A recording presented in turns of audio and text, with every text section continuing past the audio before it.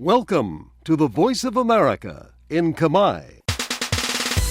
Direct from Washington,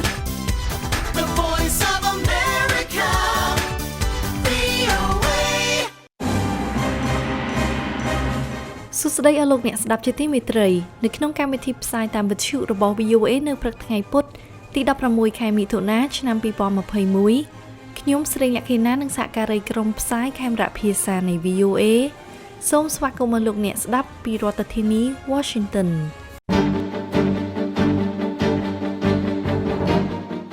ជាកិច្ចចាប់ផ្ដើមលោកជើងប៉ូជីនសូមជូនដើមរឿងនៃព័ត៌មានសំខាន់ៗនៅព្រឹកនេះអង្គការអូតង់បញ្ជាក់ឡើងវិញអំពីភាពខ្លាំងក្លានៃសម្ព័ន្ធភាពនិងរិះគន់រុស្ស៊ីនិងចិនថាការដែលអង្គការអូតង់ថាខ្លួនគម្រាមកំហែងដល់សន្តិសុខសកលលោកគឺជាការបំផ្លិចកោះតៃវ៉ាន់ថាចិនបានទន្ទ្រានដែនអាកាសរបស់ខ្លួនទ្រង់ទីធំបំផុត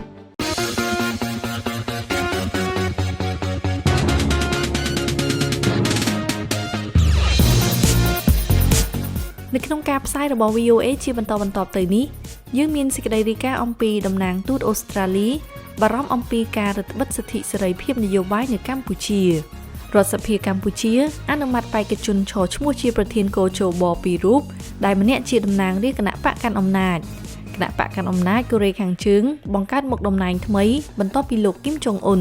លោកអ្នកនឹងបានស្ដាប់សេចក្តីរាយការណ៍ទាំងនេះក្រោយព័ត៌មានអន្តរជាតិដែលនាំមកជូនដោយលោកជឹងប៉ូជីនចាសសូមអញ្ជើញលោកប៉ូជីនអរគុណលក្ខណៈប្រទេសទាំង30ដែលជាសមាជិករបស់អង្គការអូតង់បានបញ្ចប់កិច្ចប្រជុំកំពូលរបស់ខ្លួនកាលពីថ្ងៃច័ន្ទនៅក្នុងទីក្រុង Brussels ប្រទេស Belgium ដែលបានបញ្ជាក់ឡើងវិញនូវសម្ព័ន្ធភាពផ្នែកយោធានិងចេញសេចក្តីថ្លែងការណ៍ប្រឆាំងនឹងប្រទេសរុស្ស៊ីនិងប្រទេសចិនប្រទេសរុស្ស៊ីនិងប្រទេសចិនត្រូវបានរិះគន់ថាជាបញ្ហាប្រឈមចំពោះប្រព័ន្ធរៀបរយអន្តរជាតិដែលផ្អែកលើច្បាប់នៅក្នុងសេចក្តីថ្លែងការណ៍រួមចុងក្រោយបណ្ដាមេដឹកនាំនៃប្រទេសជាសមាជិករបស់អង្គការអូតង់ទាំងនេះបានព្រមព្រៀងគ្នាបើកទំព័រសក្ការៈថ្មីនៃទំនាក់ទំនងរវាងបណ្ដាប្រទេសសងខាងមហាសមុទ្រអាត្លង់តិកស្របពេលដែលពួកគេប្រឈមនឹងបរិយាកាសសន្តិសុខដែលកាន់តែស្មុគស្មាញអង្គការអូតង់បានយល់ព្រមបង្កើតយន្តការពិគ្រោះយោបល់ដែលមានឈ្មោះថាអង្គការអូតង់ឆ្នាំ2030ដែលត្រៀមរៀបចំឯកសារទស្សនាទានយុទ្ធសាស្ត្របន្ទាប់ដែលជាឯកសារមានគោលបំណងណែនាំផ្លូវសម្រាប់អង្គការអូតង់នៅចំពេលដែលមានការប្រកួតប្រជែងកើនឡើងនៅលើពិភពលោកនឹងការគំរាមកំហែងដែលមិនអាចទស្សន៍ទាយបានយន្តការពិគ្រោះយោបល់អង្គការអូតង់ឆ្នាំ2030នេះក៏លើកឡើងអំពីការទទួលស្គាល់នឹងការគំរាមកំហែងថ្មីនានាផងដែរដូចជាភាពកក្លឿនកាន់តែខ្លាំងឡើងរបស់ប្រទេសរុស្ស៊ីទម្រង់ភេរកម្មកាន់តែឃោរឃៅជាងមុនអស្ថិរភាពជាបន្ត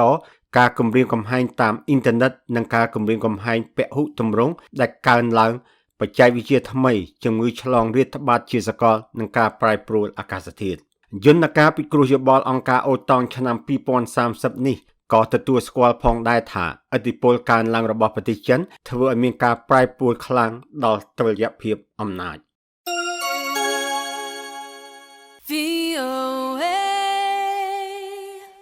រដ្ឋាភិបាលចិនបានបញ្ជាក់ថាការលើកឡើងរបស់អង្គការអូតង់ដែលថាប្រទេសចិនបង្កនៅបញ្ហាប្រឈមនៅក្នុងប្រព័ន្ធចំពោះសហគមន៍អន្តរជាតិគឺជាការនិយាយបំផ្លើ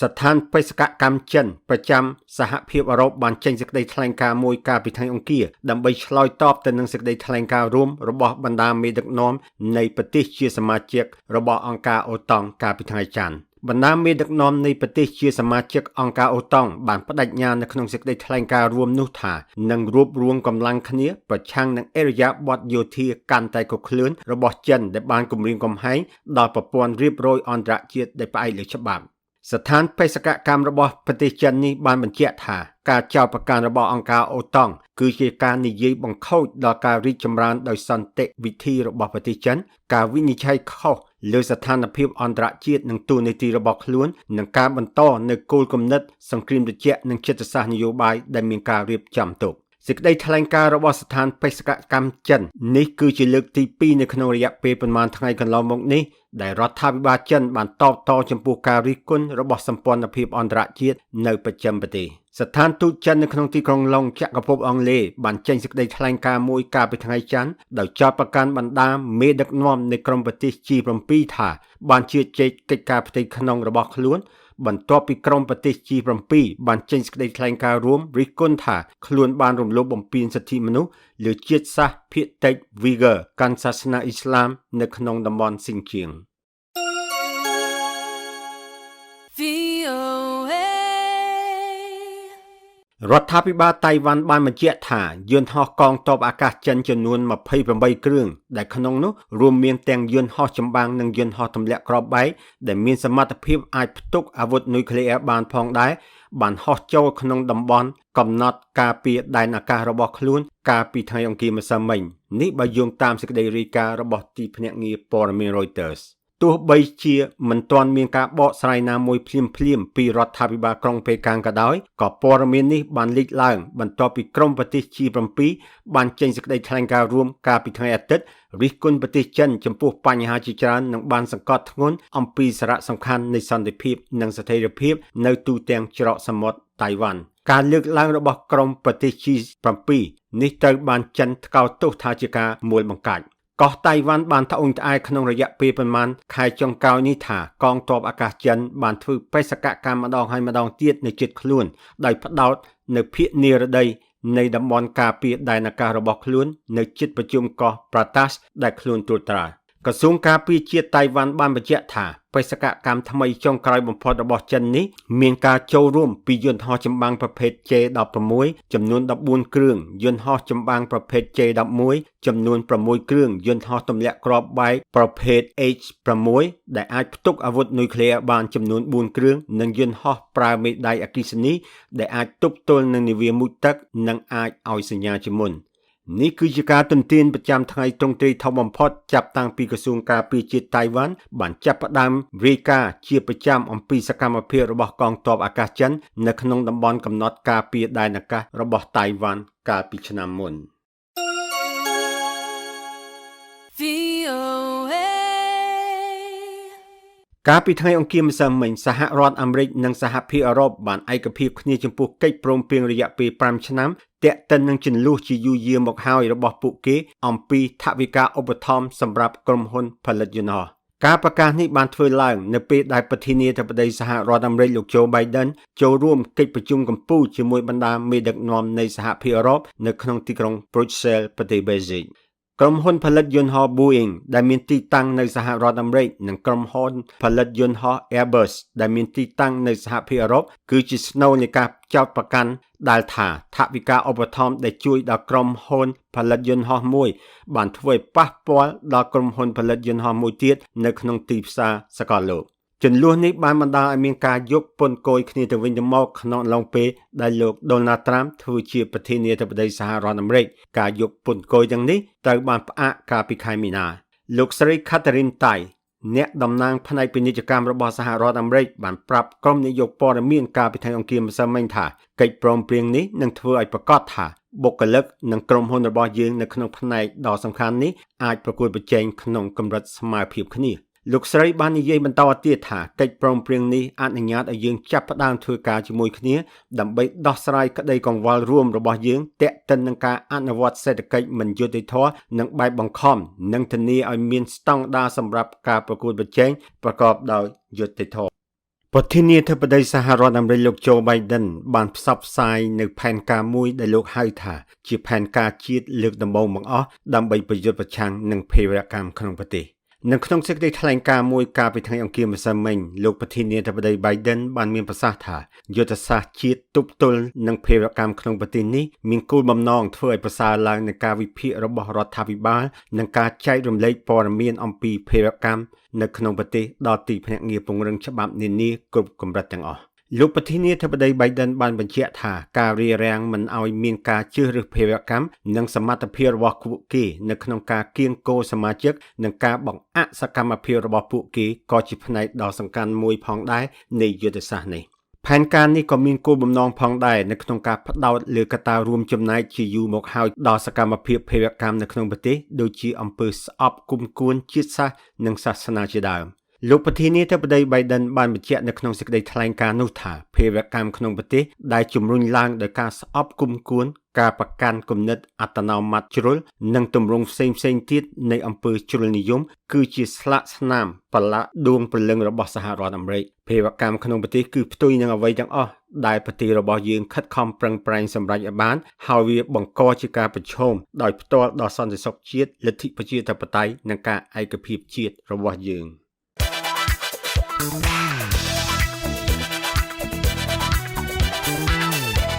លោកអ្នកកំពុងស្ដាប់ VOA សំឡេងសហរដ្ឋអាមេរិកខ្មែរ .voanews.com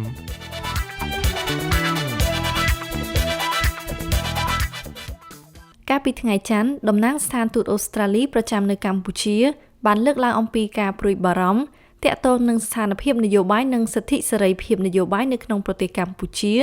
នៅក្នុងកិច្ចប្រជុំមួយជាមួយគណៈកម្មាធិការសិទ្ធិមនុស្សកម្ពុជាអ្នកវិភាគលើកឡើងថាសហគមន៍អន្តរជាតិហាក់ដូចជាយកចិត្តទុកដាក់ច្រើនរឿងនយោបាយនិងសិទ្ធិមនុស្សនៅកម្ពុជាដែលអាចជាសម្ពាធមួយទៅលើរដ្ឋាភិបាលក្នុងការធានាលំហសេរីភាពក្នុងប្រទេសឡើងវិញលោកសុននរិនរាយការណ៍ឲ្យ VOA ពីរាជធានីភ្នំពេញដូចតទៅតំណាងស្ថានទូតអូស្ត្រាលីប្រចាំនៅកម្ពុជាកាលពីថ្ងៃច័ន្ទបានលើកឡើងអំពីក្តីព្រួយបារម្ភមួយចំនួនទាក់ទងនឹងសិទ្ធិសេរីភាពនយោបាយក្នុងប្រទេសកម្ពុជានៅក្នុងជំនួបមួយជាមួយមន្ត្រីជាន់ខ្ពស់នៃគណៈកម្មាធិការសិទ្ធិមនុស្សកម្ពុជាដែលជាស្ថាប័នរបស់រដ្ឋាភិបាលនេះជាកិច្ចប្រជុំរវាងលោក Luke Arnold ភារៈធារីនៃស្ថានទូតអូស្ត្រាលីប្រចាំកម្ពុជានិងប្រធានគណៈកម្មាធិការសិទ្ធិមនុស្សកម្ពុជាលោកកៅរេមីក្រោយកិច្ចប្រជុំភាគីទាំងពីរបានចេញសេចក្តីប្រកាសអំពីលទ្ធផលនៃជំនួបនេះរៀងៗខ្លួនគណៈកម្មាធិការសិទ្ធិមនុស្សកម្ពុជាបានលើកឡើងថាអូស្ត្រាលីបានបដិញ្ញាបន្តជួយកម្ពុជាជាពិសេសដំណើរការរៀបចំសេចក្តីព្រាងច្បាប់នៃការបង្កើតស្ថាប័នសិទ្ធិមនុស្សជាតិលោកចិនម៉ាលីនអនុប្រធាននិងជាអ្នកនាំពាក្យនៃគណៈកម្មាធិការសិទ្ធិមនុស្សកម្ពុជាប្រាប់ VOA ថាភាគីអូស្ត្រាលីបានបង្ហាញនៅការបារម្ភមួយចំនួនផងដែរអំពីស្ថានភាពនយោបាយបច្ចុប្បន្ននិងសិទ្ធិសេរីភាពផ្នែកនយោបាយក្នុងប្រទេសកម្ពុជាលោកបន្ថែមថាជាការឆ្លើយតបនឹងការបារម្ភនេះលោកកៅរេមីប្រធានគណៈកម្មាធិការសិទ្ធិមនុស្សកម្ពុជាបានបកស្រាយនិងបំភ្លឺទៅកាន់ភាគីអូស្ត្រាលីលោកចិនម៉ាលីនបញ្ជាក់ថាការលើកឡើងរបស់តំណាងទូតអូស្ត្រាលីជាការបង្ហាញទស្សនៈផ្ទាល់ខ្លួនរបស់គេតែប៉ុណ្ណោះប៉ុន្តែលោកថាមិនមានការស្នើសុំឬដាក់សម្ពាធអ្វីមកលើកម្ពុជានោះទេពាក់ព័ន្ធស្ថានភាពនយោបាយហ្នឹងមិនមានការដាក់សម្ពាធឬក៏ការស្នើសុំឬក៏ការរិះគន់ទេគ្រាន់តែបង្ហាញនៅទស្សនៈនៃការយល់ឃើញរបស់ខាងអូស្ត្រាលីហើយយើងក៏បង្ហាញនៅការបំភ្លឺនិងតតិភាពជាក់ស្ដែងពាក់ព័ន្ធនឹងការអនុវត្តសិទ្ធិទាំងអស់នេះដែលផ្អែកទៅលើទស្សនវិជ្ជាច្បាប់ទស្សនវិជ្ជាសិទ្ធិមនុស្សទស្សនវិជ្ជានយោបាយប្រវត្តិសាស្ត្របរិបទសង្គមកម្ពុជាជាដើមឡើងឡើងស្ថានទូតអូស្ត្រាលីបានបង្ហោះសារនៅលើបណ្ដាញសង្គម Facebook របស់ខ្លួនថាមន្ត្រីស្ថានទូតបានជួបជាមួយគណៈកម្មាធិការសិទ្ធិមនុស្សកម្ពុជារួមមានទាំងមន្ត្រីជាន់ខ្ពស់ដទៃទៀតដើម្បីពិភាក្សាអំពីបញ្ហាសិទ្ធិមនុស្សនិងទទួលបានបច្ចុប្បន្នភាពពីសំណើសុំបង្កើតស្ថាប័នសិទ្ធិមនុស្សជាតិមួយដែលឯករាជ្យបើតាមស្ថានទូតលោក Luke Arnold ភារៈធារីរបស់ស្ថានទូតអូស្ត្រាលីបានលើកឡើងថាវាទាមទារឲ្យមានការកែលម្អដើម្បីធានាថាប្រទេសកម្ពុជាគោរពតាមកាតព្វកិច្ចសិទ្ធិមនុស្សអន្តរជាតិដែលខ្លួនបានចុះហត្ថលេខាដោយស្ម័គ្រចិត្តរួមទាំងសេរីភាពខាងនយោបាយសេរីភាពខាងសមាគមនិងសេរីភាពក្នុងការបញ្ចេញមតិ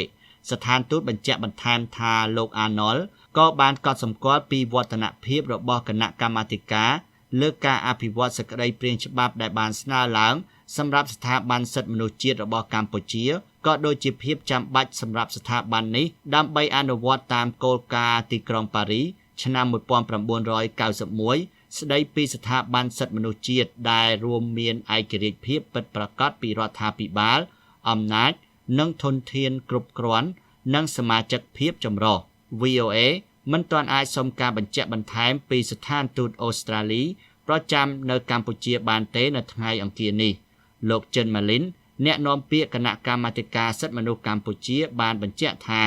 វឌ្ឍនភាពនៃការរៀបចំសេចក្តីព្រាងច្បាប់បង្កើតស្ថាប័នសិទ្ធិមនុស្សជាតិដែលមានភាគីអូស្ត្រាលីចូលរួមជួយផ្ដល់យោបល់គឺក្រុមការងារបានបញ្ចប់រួចហើយនៅសេចក្តីព្រាងដំបូង ហើយកំពុងរៀបចំនៅកិច្ចពិគ្រោះយោបល់ជាមួយគ្រប់ភាគីពាក់ព័ន្ធជាបន្តបន្ទាប់ទៀតក្នុងពេលឆាប់ៗខាងមុខនេះគួរបញ្ជាក់ថាក្នុងរយៈពេលចុងក្រោយនេះតំណាងស្ថានទូតបរទេសនានាក៏បានចេញមុខជួបលោកកម្មសខាមេដឹកនាំគណៈបកសង្គ្រោះជាតិដែលកំពុងជាប់បណ្ដឹងតុលាការក្នុងសំណុំរឿងក្បត់ជាតិដែលសវនាការត្រូវបានពន្យាពេលដោយមិនមានការកំណត់កាលពីថ្ងៃទី12ខែមេសាឆ្នាំ2021លោកកម្មសខាបានជួបជាមួយលោកប៉ាប្លូកាំងឯកអគ្គរដ្ឋទូតនៃប្រទេសអូស្ត្រាលីនេះបើតាម Facebook របស់លោកចំណែកកាលពីថ្ងៃទី11ខែមិថុនាលោកកម្មសខាក៏បានជួបជាមួយតំណាងទូតបារាំងនៅស្ថានទូតបារាំងក្នុងរាជធានីភ្នំពេញលោកក៏បានជួបជាមួយឯកអគ្គរដ្ឋទូតអាល្លឺម៉ង់ផងដែរលោកកម្មសខាបានបញ្ជាក់នៅក្នុងសារលើ Facebook របស់លោកថាសូមអរគុណប្រទេសប្រជាធិបតេយ្យជាមិត្តរបស់កម្ពុជាដែលនៅតែបន្តផ្ដល់តម្លៃឲ្យខ្ញុំនិងដែលនៅតែបន្តជួយដល់ប្រទេសកម្ពុជានិងប្រជាពលរដ្ឋខ្មែរតាមស្មារតីនៃកិច្ចព្រមព្រៀងសន្តិភាពទីក្រុងប៉ារីសស្ដីពីកម្ពុជា23ដុល្លារឆ្នាំ1991លោកអែមសវណ្ណរាសាស្ត្រាចារ្យវិទ្យាសាស្ត្រនយោបាយនិងជាអ្នកតាមដានសង្គមមួយរូបមានប្រសាសន៍ថាចាប់តាំងពីមានទស្សនកិច្ចរបស់អនុរដ្ឋមន្ត្រីការបរទេសអាមេរិកអ្នកស្រី Wendy Sherman ក្នុងប្រទេសកម្ពុជាកាលពីដើមខែមិថុនាសហគមន៍អន្តរជាតិហាក់យកចិត្តទុកដាក់ខ្លាំងលើស្ថានភាពនយោបាយក្នុងប្រទេសកម្ពុជាលោកបន្ថែមថាប្រសិនបើសហគមន៍អន្តរជាតិមានការលើកឡើងអំពីបញ្ហានយោបាយនិងសិទ្ធិមនុស្សកាន់តែខ្លាំងឡើងនោះវាអាចជាសម្ពាធមួយមកលើរដ្ឋាភិបាលកម្ពុជាផងដែរខ្ញុំគិតថាបើសិនបើយន្តការនេះសហគមន៍អន្តរជាតិនាំគ្នាជឿឆ្អាលច្រើនខ្ញុំគិតថាលំហសេរីភាពវាអាចងាកទៅរកសន្តិភាពទីមុនវិញបាទទោះបីជាចង់រដ្ឋបិទឬក៏ចង់បំបិទក៏មិនអាចបិទបានតាមសហគមន៍អន្តរជាតិទីពីព្រោះកម្ពុជាមិនអាចរស់នៅតែឯងទេបើទៅផ្សារភ្ជាប់ជាមួយនឹងបណ្ដាប្រទេសដទៃទៀតលោកបន្ថែមថារូបភាពនៃជំនួបរវាងតំណាងទូតបរទេសជាមួយលោកកម្មសខាជាបន្តបន្ទាប់បង្ហាញថាអន្តរជាតិនៅឲ្យតម្លៃនិងទទួលស្គាល់លោកកម្មសខាជាអ្នកនយោបាយស្របច្បាប់គ្មានទោសពៃនិងមិនយល់ស្របតាមតុលាការកម្ពុជានោះទេរាយការណ៍ពីរាជធានីភ្នំពេញខ្ញុំសុនណារិន VOA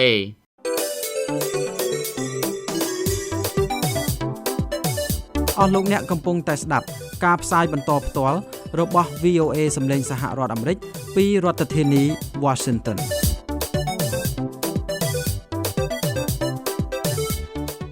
រដ្ឋសភាកាលពីថ្ងៃអង្គារបានបញ្ជូនឈ្មោះបេក្ខជន2រូបដែលបានដាក់ពាក្យស្នើសុំធ្វើជាប្រធានគណៈកម្មាធិការជាតិរៀបចំការបោះឆ្នោតកោជបដែលក្នុងនោះមានតំណាងរាស្ត្រម្នាក់មកពីគណៈបកប្រជាជនកម្ពុជាដែលទំនងនឹងក្លាយជាប្រធានស្ថាប័នបោះឆ្នោតនេះអ្នកតាមដានបានបង្ហាញចម្ងល់ពីភាពទុកចិត្តទៅលើស្ថាប័នកោជបដែលមានសមាជិកភាគច្រើនលើសលប់មកពីគណៈបកប្រជាជនកម្ពុជាលោកនឹមសុភ័ក្របញ្ញារាយការណ៍ឲ្យ VOA ពីរាជធានីភ្នំពេញដូចតទៅតំណាងរាស្ត្រខេត្តត្បូងឃ្មុំនិងជាអតីតអភិបាលខេត្តត្បូងឃ្មុំលោកប្រាជ្ញច័ន្ទត្រូវបានរដ្ឋសភាប្រកាសថាបានដាក់ពាក្យធ្វើជាប្រធានគណៈកម្មាធិការជាតិរៀបចំការបោះឆ្នោតហៅកាត់ថាកោជបនេះជាបេក្ខជនម្នាក់ដែលទំនងនឹងត្រូវជ្រើសរើសជាប្រធានស្ថាប័នបោះឆ្នោតដោយសារការទាមទារឲ្យមានការបោះឆ្នោតទុកចិត្តពីតំណាងរាស្ត្រនៅរដ្ឋសភានិងមានការទុកចិត្តពីគណៈបកប្រជាជនកម្ពុជាដែលកំពុងកាន់អំណាចរដ្ឋសភានៅថ្ងៃអង្គារនេះបានអនុម័តយកព្រមលើបេក្ខជន2រូបដែលបានដាក់ពាក្យសុំឈរឈ្មោះជាប្រធានកោជបដើម្បីបញ្ជូនបន្តឲ្យគណៈបកកាន់អំណាចជ្រើសរើសបេក្ខជនមួយរូបមុនការបោះឆ្នោតសម្រាប់ផ្ដល់សេចក្តីទុកចិត្តពីរដ្ឋសភានេះបើតាមសេចក្តីប្រកាសព័ត៌មានរបស់រដ្ឋសភានៅថ្ងៃអង្គារនេះការសម្រេចឲ្យគណៈបកកាន់អំណាចដែលគ្រប់គ្រងរដ្ឋសភាផ្ដល់ការយល់ព្រមដោយសារច្បាប់កំណត់ថាគណៈបកដែលមានសម្លេងក្នុងរដ្ឋសភាអាចបញ្ជូនបេក្ខជនដែលខ្លួនចង់ឲ្យធ្វើជាសមាជិកកោជបដោយមានការបោះឆ្នោតផ្ដល់សេចក្តីទុកចិត្តពីរដ្ឋសភាលោកលេងពេញឡុងអ្នកនាំពាក្យនៃអគ្គលេខាធិការដ្ឋានរដ្ឋសភាបានថ្លែងប្រាប់ VOA នៅថ្ងៃអង្គារនេះថាបេក្ខជន2រូបដែលបានដាក់ពាក្យធ្វើជាប្រធានកោជបមានលោកប្រាជ្ញច័ន្ទតំណាងរាស្ត្រមួយរូបដែលមានតំណែងជាប្រធានគណៈកម្មការទី1នៃរដ្ឋសភានិងមានបទពិសោធន៍ធ្វើជាអភិបាលខេត្តត្បូងឃ្មុំនិងលោកកាលៀនដែលត្រូវបានស្គាល់ថាជាអតីតអភិបាលរងខេត្តព្រះវិហារលោកប្រាជ្ញច័ន្ទត្រូវបានគេមើលឃើញថាជាបេក្ខភាពដែលមានលទ្ធភាពច្រើនជាង ក្នុងការជ្រើសរើសធ្វើជាប្រធានស្ថាប័នបោះឆ្នោតមួយនេះនៅពេល VOA តាក់ទងទៅលោកប្រាជ្ញច័ន្ទបានបដិសេធមិនអត្ថាធិប្បាយនិងស្នើឲ្យតាក់ទងទៅខាងរដ្ឋសភាវិញពាក់ព័ន្ធនឹងមន្ទិលជំវិញឯករាជ្យភាពឬអព្យាក្រឹតភាពនៃបេក្ខជនជាប្រធានកោជបដែលមានប្រវត្តិជាប់ពាក់ព័ន្ធនឹងគណៈបកកាន់អំណាចលោកលេងពេញឡុងបានលើកឡើងថាគណៈកម្មាធិការអចិន្ត្រៃយ៍រដ្ឋសភាអនុវត្តទៅតាមគោលការណ៍នីតិវិធីច្បាប់ដើម្បីពិនិត្យលើបេក្ខភាពដែលបានដាក់ពាក្យលោកបានថ្លែងថាយើងអនុវត្តច្បាប់ធ្វើក្រៅពីច្បាប់យើងទៅធ្វើមិនចឹងយើងមិនធ្វើយើងមានស្បាងអីយើងឲ្យរឹតណាទៅយើងរឹតទៅតាមច្បាប់អញ្ចឹងគឺយើងមានធ្វើអីក្រៅពីច្បាប់ទេហើយនៅប្រទេសណាក៏តែអញ្ចឹងដែរតែណាគឺគេធ្វើទៅតាមច្បាប់ដូចគ្នាហើយអានេះធម្មតាអ្នកមានបន្ទុកគាត់មានបន្ទុកចិត្តចង់បន្ទោសនេះទៅនោះអីមិនត្រឹមត្រូវយើងអត់ត្រូវទៅមើលច្បាប់បើយើងសង្ស័យច្បាប់ទៀតមិនដឹងទៅយើងមិនដឹងដែរមិនទៅពឹងលើអីទេឥឡូវហ្នឹងលោកបានបន្តថាគណៈកម្មាធិការអចិន្ត្រៃយ៍រដ្ឋសភានឹងស្នើឲ្យគណៈបកប្រជាជនកម្ពុជាជ្រើសរើសម្នាក់ក្នុងចំណោមបេក្ខជន2នាក់ខាងលើនេះហើយគណៈកម្មាធិការអចិន្ត្រៃយ៍សភានឹងពិនិត្យពិភាក្សាម្ដងទៀតមុនសម្រាប់ដាក់ឈ្មោះបេក្ខជនជ្រើសរើសចូលក្នុងសម័យប្រជុំពេញអង្គដើម្បីបោះឆ្នោតផ្ដល់សេចក្តីទុកចិត្តនៅពេលខាងមុខកាលពីថ្ងៃច័ន្ទសប្តាហ៍មុនអគ្គលេខាធិការដ្ឋានរដ្ឋសភាបានប្រកាសបើកការដាក់ពាក្យឈរឈ្មោះជាបេក្ខជនជ្រើសរើសជាប្រធានគណៈកម្មាធិការជាតិរៀបចំការបោះឆ្នោតសម្រាប់សាធារណជនជាទូទៅការជ្រើសរើសបេក្ខជនឈរឈ្មោះនេះគឺដើម្បីជំនួសតំណែងលោកសឹកប៊ុងហុកដែលសូមលាលែងពីតំណែងដោយសារបញ្ហាសុខភាពលោកសឹកប៊ុងហុកបានក្លាយជាប្រធានកោជបកាលពីឆ្នាំ2014នៅពេលមានកំណែទម្រង់ស្ថាប័នបោះឆ្នោតដោយការនោះគណៈបកសង្គ្រោះជាតិមិនទាន់ត្រូវបានរំលាយដោយតុលាការកំពូលបានទាមទារឲ្យសមាជិកកោជបសរុបទាំង9នាក់មានអ្នកមកពីគណៈបកប្រឆាំងផងដើម្បីធានាភាពទុកចិត្តនៃស្ថាប័នមួយនេះប៉ុន្តែសមាជិកកោជបលើសលប់ត្រូវបានមើលឃើញថាមាននិន្នាការមកពីគណៈបកប្រជាជនកម្ពុជាលោកសុកអេសានអ្នកនាំពាក្យគណៈបកប្រជាជនកម្ពុជាមានប្រសាសន៍ថាលោកមិនមានព័ត៌មានថាតើលោកប្រាជ្ញច័ន្ទត្រូវបានគណៈបកប្រជាជនកម្ពុជាសម្រេចឲ្យទៅដាក់ពាក្យជាប្រធានកោជបឬយ៉ាងណាឡើយប៉ុន្តែលោកបង្ហាញការគាំទ្រចំពោះបេក្ខភាពរបស់លោកប្រាជ្ញច័ន្ទដែលលោកថាធ្លាប់បម្រើការងារតាមមូលដ្ឋាននៅក្នុងជួរគណៈបកប្រជាជនកម្ពុជាលោកបានថ្លែងថាខ្ញុំនិយាយរួមជាអត្តនោម័តជាបុគ្គលរបស់ខ្ញុំអត់មានដំណោះអីជាមួយនឹងឯកឧត្តមប្រាជ្ញច័ន្ទទេខ្ញុំយល់ថាគាត់មានសមត្ថភាពអាចធ្វើការងារបានពេលព្រោះគាត់ធ្លាប់ធ្វើជាអភិបាលនៃគណៈអភិបាលខេត្តគាត់ធ្លាប់ធ្វើជាតំណាងរាស្ត្រហើយគាត់ធ្លាប់ធ្វើជានាយកខុតកាល័យគណៈកម្មការគណៈបកបាទជាជួនកន្លងទៅដែរលោកកនសាវាងអ្នកសម្របសម្រួលផ្នែកអង្កេតនិងតស៊ូមតិនៃអង្គការឃ្លាំមើលការបោះឆ្នោតហៅកាត់ថា Confrel ថ្លែងថារដ្ឋសភាមានសិទ្ធិអំណាចត្រឹមតែពិនិត្យមើលលក្ខណៈសម្បត្តិរបស់បេក្ខជនឈរឈ្មោះជាប្រធានគណៈកម្មាធិការជាតិរៀបចំការបោះឆ្នោតតែប៉ុណ្ណោះហើយការជ្រើសរើសបេក្ខជនចេញពីនោះគឺពាក់ព័ន្ធនឹងគណៈបកដែលមានសម្លេងភាគច្រើននៅក្នុងរដ្ឋសភាលោកបាននិយាយថាអញ្ចឹងបើយើងមើលទៅទោះបីថាការរើសជាសាធារណៈឬក៏យើងយល់ឃើញក្នុងកម្រិតបែបណាក៏ដោយនេះមានអ្នកខ្លះយល់ឃើញថាវាតម្លាភាពឬមិនតម្លាភាពឬអីយ៉ាងណាដែរក៏សមាជិកនឹងនៅតែធ្វើការគេហៅថាការយល់ព្រមណាគឺការទុកចិត្តពីគណៈបកដែលជាម្ចាស់កូតានឹងដែរលោកបានបញ្ជាក់បន្តថារាល់ការជ្រើសរើសបេក្ខជនដែលមានអតីតភាពជាប់ពាក់ព័ន្ធនឹងគណៈបកនយោបាយណាមួយតែងតែមានឥទ្ធិពលខ្លះមកលើឯករាជ្យភាពនិងអព្យាក្រឹតភាពនៃស្ថាប័នរៀបចំការបោះឆ្នោតលោកបានថ្លែងថាវាជាបំផុតទេបាទទោះបីថានៅក្នុងរដ្ឋធម្មនុញ្ញបានលើកឡើងថាបុគ្គលដែលត្រូវតែដែលមកជាសមាជិកកោជបត្រូវតែលាលែងពីតំណែងហើយឈប់រយៈពេល2ឆ្នាំបានចូលគណៈបកនយោបាយឬស្ថាប័នវិញក៏ដោយក៏ប៉ុន្តែជាមិនផុតទេដោយសារតែកូតានឹងវាចេញពីគណៈបកណាបាទការអនុវត្តវាចេញពីគណៈបកហើយ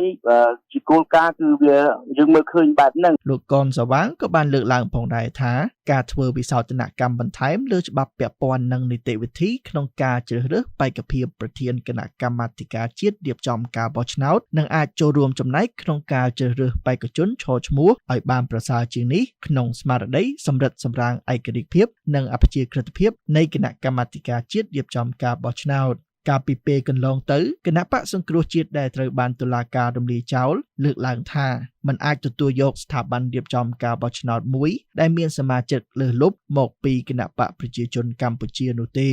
ចំណែកគណៈបកប្រជាធិបតេយ្យមូលដ្ឋានកាលពីថ្ងៃទី11ខែមិថុនាបានចេញសេចក្តីថ្លែងការណ៍មួយដោយស្នើសុំរដ្ឋសភាធ្វើវិសោធនកម្មរដ្ឋធម្មនុញ្ញស្តីពីសមាជិកស្ថាប័នកោជបដែលចែងពីដើមឡើយថាសមាជិក4រូបត្រូវជ្រើសរើសដោយគណៈបកដឹកនាំរដ្ឋាភិបាល4រូបទៀតត្រូវជ្រើសរើសដោយគណៈបកមានអាសនៈក្នុងរដ្ឋសភាដែលមិនចូលរួមក្នុងរដ្ឋាភិបាលនិងមួយទៀតជ្រើសរើសដោយមានការព្រមព្រៀងគ្នារវាងគណៈបកទាំងអស់ដែលមានអាសនៈក្នុងរដ្ឋសភា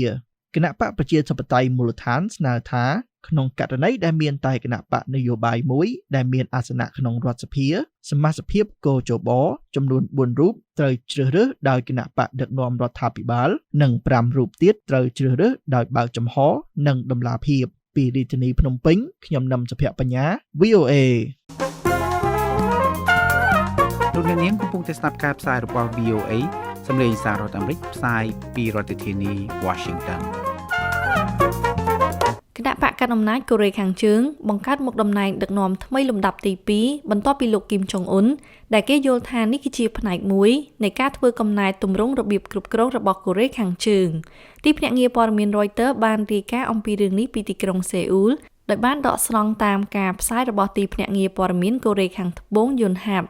លោកសុកខេមរានៃ VOA ជួនសេចក្តីប្រាសម្រួលដូចតទៅគណៈបកកណ្ដាលអំណាចកូរ៉េខាងជើងបានធ្វើការកែសម្រួលការគ្រប់គ្រងប្រទេសរបស់ខ្លួនដោយបង្កើតមុខតំណែងកម្ពុជាលំដាប់ទី2ក្រោមមេដឹកនាំកូរ៉េខាងជើងគឺលោកគឹមចុងអ៊ុនខណៈពេលដែលលោកគឹមកំពុងសម្លឹងមើលលើការធ្វើកំណែទម្រង់នយោបាយក្នុងប្រទេសនេះបើតាមការចុះផ្សាយរបស់ទីភ្នាក់ងារព័ត៌មានកូរ៉េខាងត្បូងចុងហាប់កាលពីពេលថ្មីៗនេះទីភ្នាក់ងារព័ត៌មាននេះបានផ្សាយដោយដកស្រង់សម្ដីប្រភពព័ត៌មានមិនបញ្ចេញអត្តសញ្ញាណហើយស្និទ្ធនឹងប្រទេសកូរ៉េខាងជើងដោយបានបញ្ជាក់ថាអ្នកដែលកាន់តំណែងថ្មីនេះមានឋានៈស្មើលេខាទី1ហើយមានអំណាចដឹកនាំកិច្ចប្រជុំនានាជំនួសលោកគីមចុងអ៊ុនលោកគឹមបានរក្សានៅអំណាចរបស់លោកនៅឯសមាជមួយរបស់គណៈបកពលករកូរ៉េ Workers Party of Korea WPK កាលពីខែមករាដែលពេលនោះលោកត្រូវបានគេបោះឆ្នោតជ្រើសរើសជាអគ្គលេខាធិការគណៈបកដែលឋានៈនេះឪពុករបស់លោកគឺលោកគឹមចុងអ៊ីលធ្លាប់បានកាន់កាប់កាលពីពេលនៅរស់បច្ចុប្បន្ននេះលោកគឹមចង់ឲ្យគណៈបកនេះដើរតួនាទីសំខាន់នៅក្នុងរដ្ឋាភិបាលបើធៀបទៅនឹងរដ្ឋបាលមួយដែលផ្ដោតអំណាចលើយោធានៅសម័យឪពុករបស់លោកនេះបើតាមទីភ្នាក់ងារព័ត៌មានចុងហាប់ដដែលទីភ្នាក់ងារព័ត៌មាននេះបានចុះផ្សាយយ៉ាងដូចនេះថាពាក្យថានយោបាយយកយោធាជាធំដែលជាពាក្យគន្លឹះនៅក្នុងចំនួនលោកគីមចុងអ៊ីលត្រូវគេដឹងថាពេលនេះគេលុបចោលហើយបើយោងទៅលើបុព្វកថានៃច្បាប់គណៈបកនេះ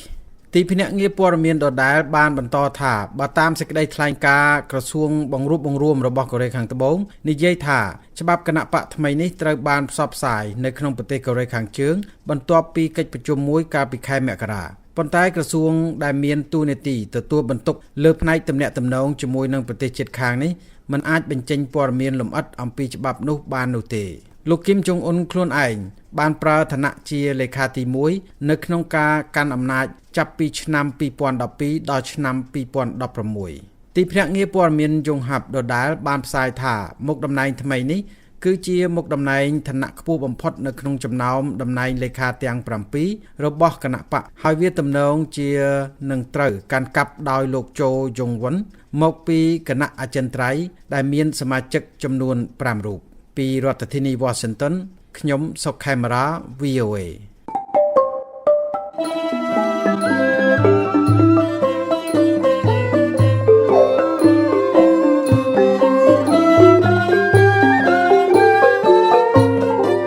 កម្មវិធីផ្សាយរបស់ VOA នៅព្រឹកនេះចប់តែប៉ុណ្ណេះប៉ុន្តែលោកអ្នកនាងអាចស្ដាប់ឬអានព័ត៌មានរបស់ VOA ឡើងវិញបានតាមរយៈគេហទំព័រ khmer.voanews.com សូមលោកអ្នកនាងរងចាំស្ដាប់ការផ្សាយបន្តផ្ទាល់របស់យើងខ្ញុំនៅរាត្រីនេះពីម៉ោង 8:30 នាទីដល់ម៉ោង 9:30 នាទីតាមរលកវិទ្យុ 25 ម៉ែត្រត្រូវនឹងកម្រិត 11695 និង 1575 kHz សូមលោកអ្នកនាងប្រកបដោយសុភមង្គលគ្រប់ប្រការអរុនសួស្តី